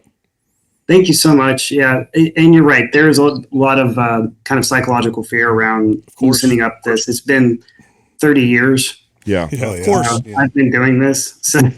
Daniel, I really appreciate you sharing that because I think men are terrible at talking about this. Like we tend to just kind of bury it. We'll figure it out ourselves. And so there's probably thousands of people listening right now that your vulnerability of sharing and talking about it is going to help. And so I just want to commend you for that because not a lot of people do it. Definitely not a lot of men do it. And so you sharing that this is so common. We've been doing this for so long. I can't tell you how many clients I've had to help through this process. And it's not as simple as just go do these things. There's a psychological barrier there that a good coach will help somebody work through that. So appreciate you, bro. Lots of opportunity for you though on the other side, man. Yeah. You're gonna do great. Cool. Thank you so much. We got you, You dude. got it. Take it easy, Daniel. Thank you. Yeah, he's gotten his body to adapt to really low cal. He's actually quite resilient to be able to do it that long. Well, that's a wrestler mentality. I know, dude. Totally. Yes, it's wild. Yeah. But I mean, just people listening, like calories can get up quite a bit when you do this right. But if you teach your body and train your body to survive on really low calories for long periods of time, you got to get yourself out of that. Your metabolism adapts in both directions. And part of what we're going through right now, and that's why I wanted to share that with them, is it's a long road. I had a long conversation last night with my client, and I was just saying like, hey, what I realize is that this is going to take longer than what we thought. You've been underfed and overtrained for so long. I had two clients I trained just like that, Adam, and I actually had to tell them, we're going to gain body fat first. Yeah. That's actually the goal. I mean, this is exactly what I said to her was like, listen, you need to get comfortable with possibly 21, 23% version of you, which is so lean. Yeah, which is you've never seen. But yeah, right. But that for this person is like, oh my God, I've never seen that. And it's like, you need to get comfortable with that and comfortable with that for a while because what I'm noticing is that your body has been in this place for so long. It's going to take a while before it says it goes, okay, I'm safe. Yeah, I can now respond the way. And somebody who is 45 and has been eating 1,500 to 1,700 calories as a man since he was in high school is in the same boat. Totally. Like, it's like this isn't like you extreme dieted for a year. You've been in an extreme deficit, and you've conditioned your body so much that he doesn't even realize. He's adapted so well for so long that he doesn't even know that he doesn't feel great yet. That's right. Yeah. And so it's like you like wait until you get to this place and you'll feel a whole new version and you go, oh shit, this is what. And so very similar process that we're going through. And it can be the longer you have been in that place of low calorie and overtrained, overstressed, often the longer it takes to get out of it. And so just, be prepared for that. But hey, on the other side, dude, huge win. Double the calories, double the strength, libido goes up, energy goes up, sleep will improve. That he's like almost everything. Everything. And that is going to be the best example for the kids. Our next caller is Mathilde from Singapore. Hi, Mathilde. How you doing? Oh, it's nice to see you guys. How are you? Yeah, good. Thank you. To have you on. You're a champion for staying up for us. Yeah. Thank you. How can we help you? Yeah, so I'm going to read my little email so that I don't lose track. So starting with a big thank you for all of your information. You've truly changed my life for the better, and I'm so grateful for all of you. So my question is about period recovery. I'm 29. I lost my period about 2.5 years ago due to, I think, under-eating and over-exercising. Because at the time I was doing Pilates every single day and walking 10K steps more every single day, while eating, I believe, less than 1,500 calories. So I think it was too much for my body. And since discovering your podcast 2 years ago, I started strength training and reverse dieting. I'm now following MAP 15. I merged the day together so that I can do 4 workouts with 3 exercises each, and because it's easier for my schedule. And I'm now at 2,800 calories from my reverse diet, and I'm continuing reversing. And I also lowered my steps to about 7,000 during the week a few months ago. It's often more on the weekends, but less during the week. My sleep is okay, about 8 hours per night, as well as my stress. So my question is that I feel like I'm doing everything right. My OBGYN also confirmed that nothing is wrong with my hormones. I did all different testing, so still my period is not back. So what would you recommend? Should I continue my reverse diet? I don't know if you have any ideas. Oh yeah. How long have you been doing this for now? How long have we been doing the reverse diet? It's been about 1 year consistently. At first I was doing I was a bit still scared to gain weight, so consistently for 1 year. Okay, good. Yeah. Okay, so, and your OB, you said checked your hormones. You made sure everything was working okay. Okay. So I got to say this. Obviously, we're not doctors, but I am going to speak out of experience. Okay, so I have trained a few women who lost their periods. A few of them gained it back within 3 to 4 months. I had one woman that took over a year and a half. I will say this. You seem to be doing everything right. Yeah. You're on the right path for sure. Yeah. So I want to ask you this. How do you feel now versus before with the increased calories, the more appropriate exercise? How do you feel energy-wise? How do you feel with everything else? Is there a big difference? Yeah, I feel so great, which is, I think, the most frustrating part is that I feel so great. And I'm like, maybe I'm still like stressed about the period not being back, and then I over focus on it, and it's like kind of a mental block, but that's the only thing I see, because otherwise I feel super great. I mean, even workouts, I feel balanced. Yeah. Good. So if you feel good, and based off of what you're doing, it seems you're doing everything well. Your calories went up significantly, which is phenomenal. I'm sure you're a lot stronger. You're doing everything right. And if you've checked your hormones and everything looks good, I think we just need to wait. Yeah. Now there are there may be some medical options to kick things into gear that you might want to check with your doctor if you're really like, look, I want this to happen now. What I don't think you need to do is any radical changes to your exercise or diet. Definitely not. Yeah, that's all good. I don't think gaining or adding more calories will make it happen necessarily faster. I don't think changing your workouts will make it happen any faster. That's all great if you feel good, and based off what you're eating, your activity, you're doing the stuff that I would that my expertise is in. You're doing all that stuff right. I'm curious. Have you had your body fat checked at all during this process the last year? Like, do you know where you were, where you're at now? Like, kind of give me an idea of what that journey's been like. I did it at the start. I was at 16%, and now I'm at 21%. Okay. You're doing great. So this is what. So if you started at 16 and you're just now at 21, which means you were probably at 17, then 18, and 19. So you probably have only been over 20% for a little while, right? I don't think you've probably been over 20% for You're just now probably where I would want you. Like, I would want you over 20% body fat for that to happen. And so give it some time now that you're here. I feel like you're in a really good place. What you're doing training, what you're doing exercise-wise, where your body fat percentage is, to me, like, now the clock really starts of like how long it's been till the period come back. Because I think where you're at now and what you're doing now is perfect. But you came all the way from 16, which was so lean. Your body needed more body fat. Well, it's also to mention, Matilda, if you don't mind me going through your question a little bit, if that's okay. You mentioned in there that you had osteopenia. What was that? Did you have any? No, that was a different question. When you were eating very little calories, how long did you do that for? I did for a long time, I think, because I think more than 1 year, 1 year and a half. Yeah. Okay. Okay. Yeah. I mean, and I'm glad Adam asked you about body fat percentage. And you could look up the data on this, but fertility seems to be best in my experience with my clients, the women that I've trained 20s, in the mid 20s is typically when things start to, for the body, the female body likes to have a little bit of body fat before it says, hey, we can have a baby. And you sat at really low body fat percentage for a long time, but you're doing everything right on our end. Yeah. So, I mean, the other conversation would be with your doctor, is there anything medically I could do if you're really in a hurry?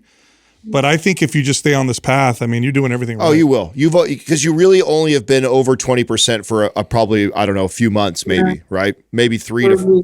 Right. So when we were at 16, way too low still. 17, way too low still. 18, way too low still. 19, we're getting closer. 20, now we're in a good place. 21, doing really good. Like you're really just now experiencing kind of where a healthier place. You could still even afford to go up another % or 2 to Sal's point.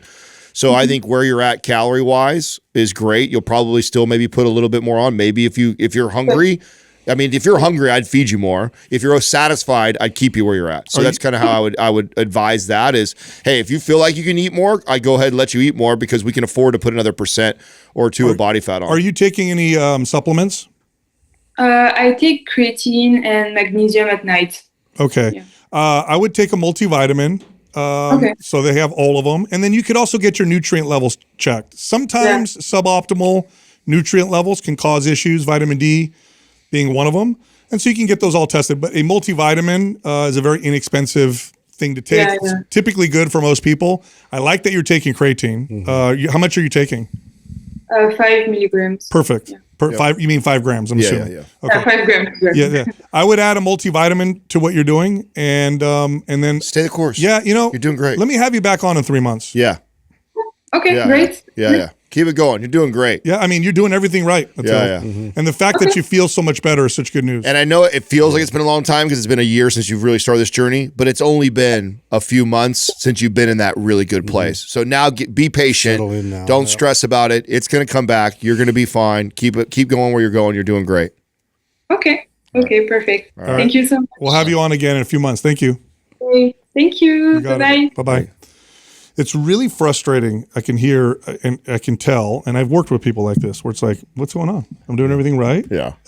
So the woman that I had that I trained, where it took, I think it was like a year and a half before her period came back. Now she was trying to have a baby. She did not want to do like fertility stuff. She wanted to see if she could Was do she it nutrient deficient at natural. all? No, we just we had to get her body fat percentage up. That's my guess. It was just we were where in a long time. It's hard to see because she was kind of dark, but I'm like, she looks really lean to me still. And so I'm like, if she's been eating that many calories for the last year, I bet she was really, She reverse dieted for a year. Yeah, I don't think it's been up that whole time. Well, but I mean, but my point is that she's been reverse dieting for a year and gaining. If that's what, and she looks that lean right now, I bet that was why I asked. I figured she came from a very lean place. So 16, way too low. 17, way too low. 18, way too low. You know what I'm saying? Like so she's only probably been experiencing 20-21% body fat for maybe a month or two. Yeah. So at that point, it's a just new like, signal, like now give yourself, and I bet you less than a year, she gets her period Well, the back. one client I worked with, and again, it's one person. There's such an individual variance when it comes to stuff like this. But I distinctly remember at that point when the frustration was kind of getting there, we're like, hey, I think we just need to get fatter. Yeah. And I remember the look on her face was like, what? And so like, let's get fatter. For sure. And I believe we got her body fat percentage up into the mid-20s. And then things started happening. She got pregnant. Yeah. Our next caller is Christina from Missouri. Hi, Christina. Hi, Christina. Hello. Wow. Hi. It's mainly a programming question. Okay. I'm 51. I've been trying to do this myself. I got a notebook that I write down stuff. I have an arm day, a leg day, a glute day. And I just started listening to you guys about 6 to 9 months ago.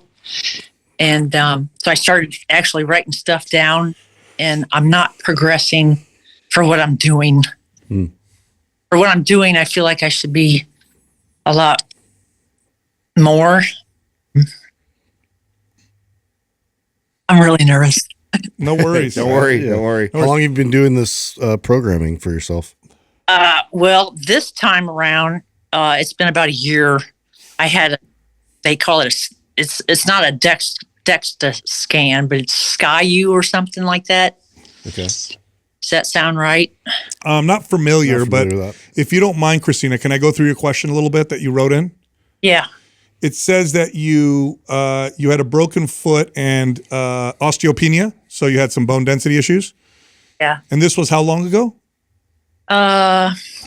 Probably 3 years ago. I was lifting 3 to 4 years ago, and I have some stomach issues also. So I started doing intermittent fasting. It made me feel better. But then I lost all my energy. Went down, and then I hurt myself and broke my foot, and then I just quit doing everything for a while. This past, it's been probably about a year now. That I bought me a squat rack and a bench, and I got a bunch of dumbbells and plates, and I started trying to get back at it, and I started listening to you guys, and so I was at 1,800 calories. Then I bumped it up to 2,000, and then I was at 2,100, and now I'm easily 2,400 calories a day, and I'm keeping track of my steps because where I work at, I sit all day mostly. So every chance I get now, because I'm aware of it, I'm walking around the building and I'm hitting about 10,000 average steps a day now. Yeah, I don't know if you can see what I do, but like arm day, I've been stuck with the same weights, 15, 20-pound weights. And like then my leg day is I do bar squats, and I was doing like 5 to 7 reps, just the bar. Mm-hmm.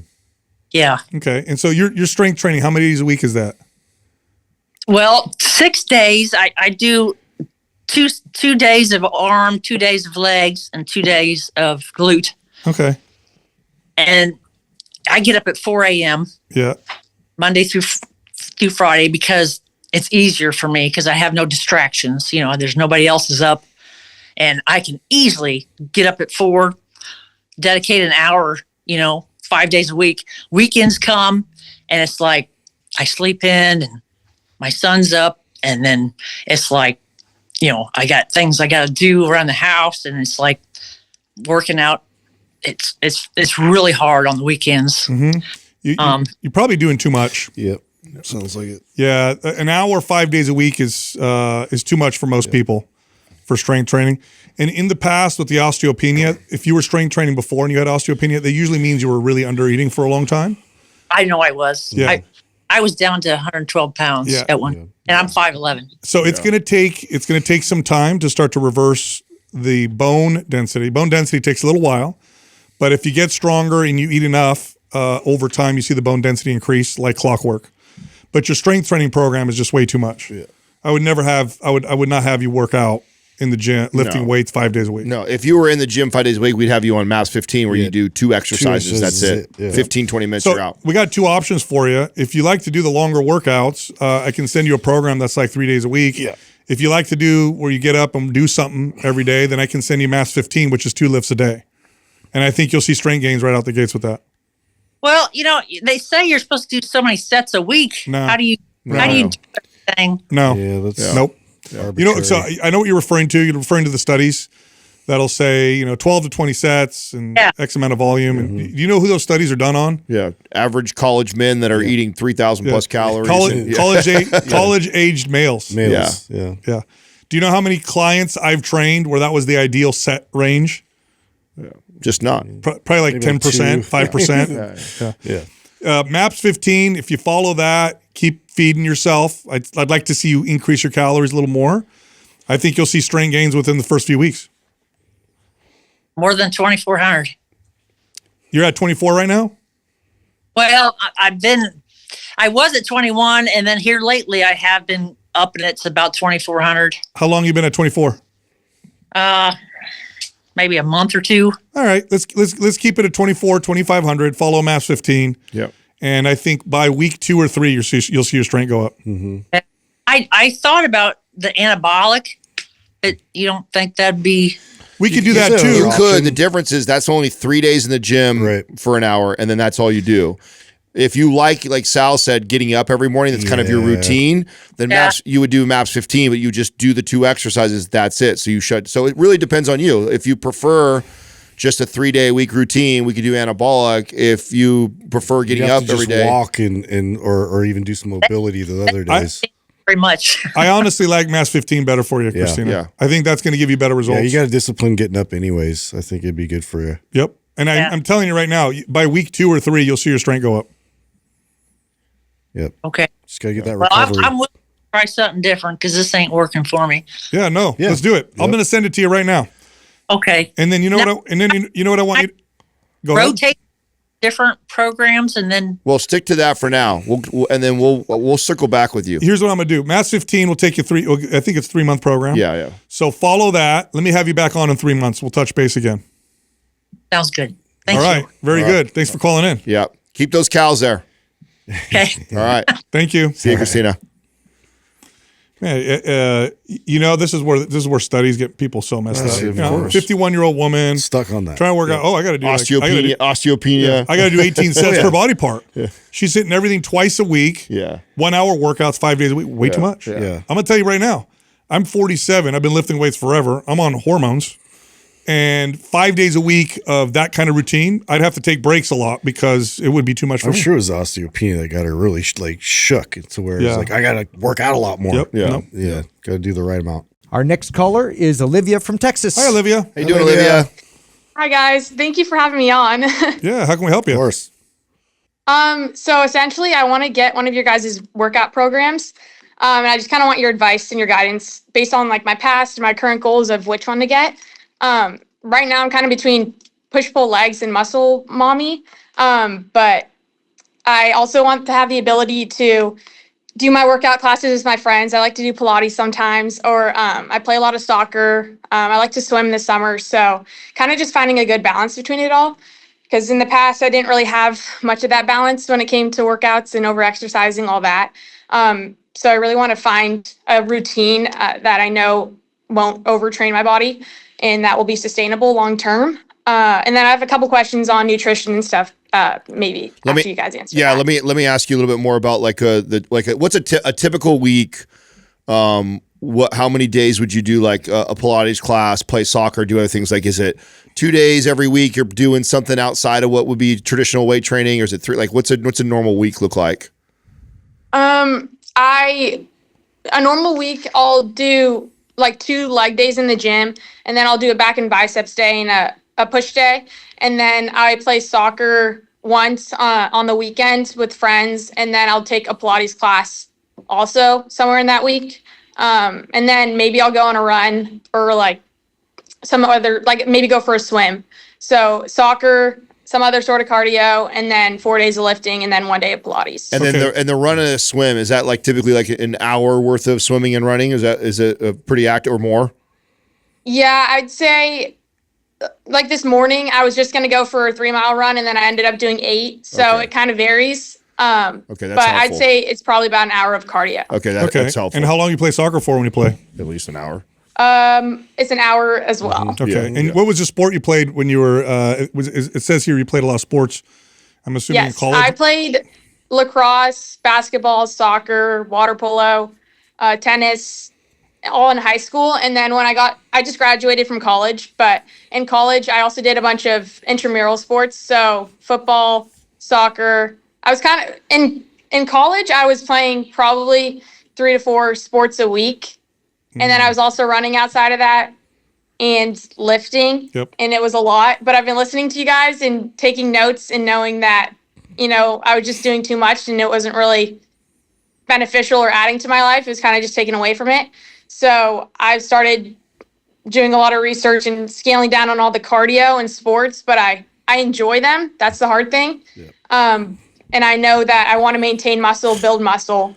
So I'm kind of putting an emphasis on that. But I still, I don't know. I still think back sometimes, like maybe if I am training less, that I'm going to lose some of my gains or not be as fit. And I know that that's not what you guys preach at all. So I appreciate everything I've learned from you guys, but I kind of just want to have like a set way of going about it so that I know I'm structuring it the right way, and not kind of going back, if that makes sense. We have perfect programs for you, but they're not the 2 that you were looking at. No. So that's too much volume for what you want to do. So like one of our MAPS 15 programs, one of the any program in that series. So we have a MAPS 15 Muscle Mommy. Yeah. So if that like appeals to you, but that with the 3 days of kind of sport activity or classes taking, you really don't need that much training. If you're going to do a full hour workout, it'd only be like 1 day a week. Mm-hmm. That's all you would need, and you'd build muscle. You'd get strong. And that's enough activity to keep you fit and lean. Yeah, there's a difference between like what you can tolerate, because you can obviously tolerate a lot. You've got an athletic background. And there's a difference between that and following a program that's going to allow your body room to adapt and build and improve performance. Because right now you obviously can tolerate what you're doing. Like you can do it, but you're looking to improve. And so we got to scale back a little bit. And the strength training, from what I hear from you, Olivia, like you really like to be active. Yeah. That's the priority. You have fun being active. Otherwise you wouldn't do it. So we don't need to make the strength training the center focus of your life. Complement it. Yep. Yeah, it's going to be complementary. And so a MAPS 15 program is perfect. Do you is gym access easy for you? Because it's like a 5-day-a-week routine, but you're doing very little in the gym. Yeah, I live in an apartment complex right now. And we have a gym, but it's all the basic things. Perfect. So just dumbbells and then a couple machines. But Perfect. Yeah. Okay. I'm going to send you MAPS 15 Muscle Mommy. That's your program. Yep. You should start to see some strength gains. You'll have more energy when you go play soccer and swim. Here's what I don't want you to do.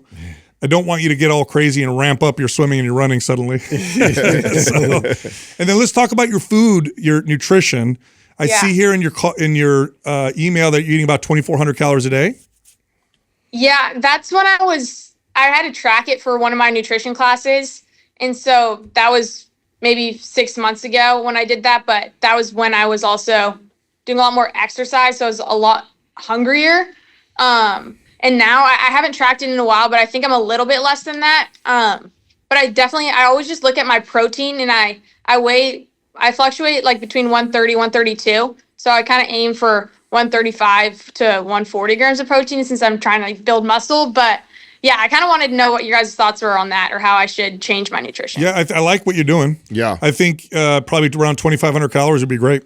Yeah, I would say if you don't want to get crazy into weighing, measuring everything, keep doing what you're doing with the protein. But I would also encourage you, if you're hungry, to eat, because even if you're less than 2,400 calories, you're training, lifting weights. It looks like you have a job where you're on your feet, probably moving around a lot too. And then you also have those 3 days activity. That's lower on the calorie end. And so if you feel your appetite increase, I would tell you to feed it. Yeah. So do what you're doing with the protein. Definitely don't try to restrict. Yeah, don't restrict. Like that's not what, like if you, so do the protein thing. And if you feel hungry, have another one of those high protein meals. Like just eat another meal. Like that would be the advice, because there's a good chance that if you're only eating 2,200 calories, we hit the appropriate amount of strength training with the activity you have, you should feel appetite increase. Yeah. And I don't want you to restrict from that, because that'll keep you from building the muscle you want to build. That's right. And here's what you'll feel when you start following MAPS 15 Muscle Mommy. You'll have more energy and better performance on the days that you play soccer and swim and run. And you'll also see some strength gains probably within the first couple weeks. Okay. Yeah. And if appetite increases. How long is this program? 3 months. Okay. Because I'm actually going to start training for a Spartan ultra marathon in Southern California. So An ultra? Well, I'm glad you told us now at the end. An ultra marathon?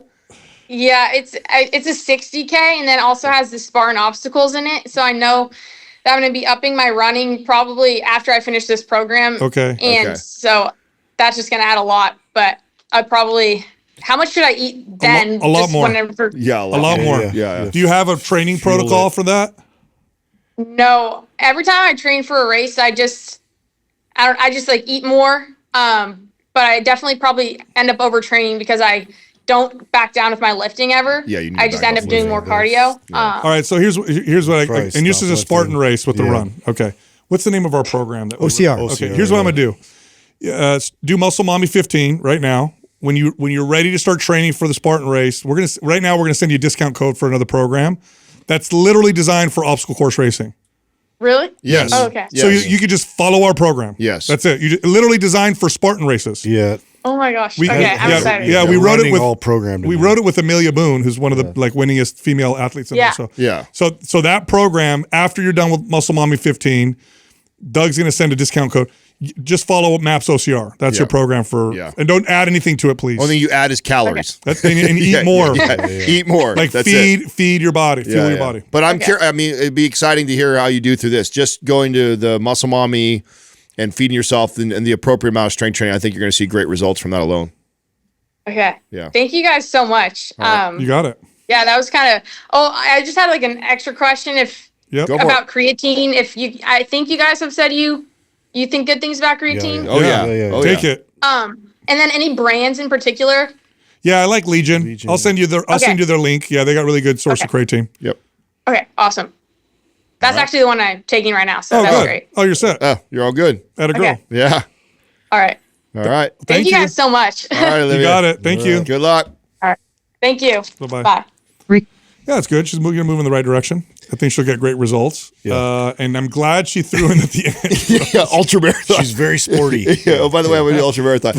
Typical athlete, right? Yeah. Typical athlete.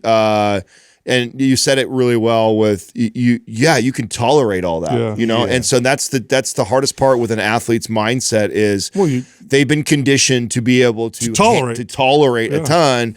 Therefore, they assume that I can do, or progressing. Maybe I need to do more. That's the athletic mindset. It's like I'm not doing enough. Maybe so it's like even the programs that she was looking at weren't appropriate with 3 other days of like high activity, like good activity. Yeah. If she's running 8 miles, Pilates is not so crazy intense, but soccer and swimming. And I would assume she's not playing she's playing soccer hard. No, and rarely if you're playing pickup games on the weekend, it's an hour. Whenever I played pickup basketball, it's normally multiple hours that you're playing for, and so she's probably playing. There's nothing wrong with that mentality. You just have to corral it by having complementary training. Not to mention when you play a sport, you have seasons. Yeah, you're in season and off season.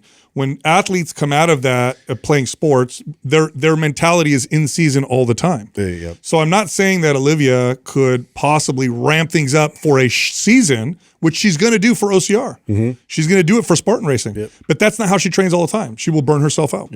Look, if you like the show, come find us on Instagram. It's Mind Pump Media. All right, I know you liked that episode. If you did, check this one out. One of the keys to fat loss is protein. It's true. If you're not eating a high protein diet, you're not going to burn as much body fat as you can. So in today's episode, we're going to talk about the smartest ways to use protein for fat burn and to build muscle. You got to watch this. I wish I understood this earlier in my career. I think it was probably almost 10 years in when I started to just focus on this with clients. I knew it was important, but I don't know how important. Yeah, I knew it was important, but I also didn't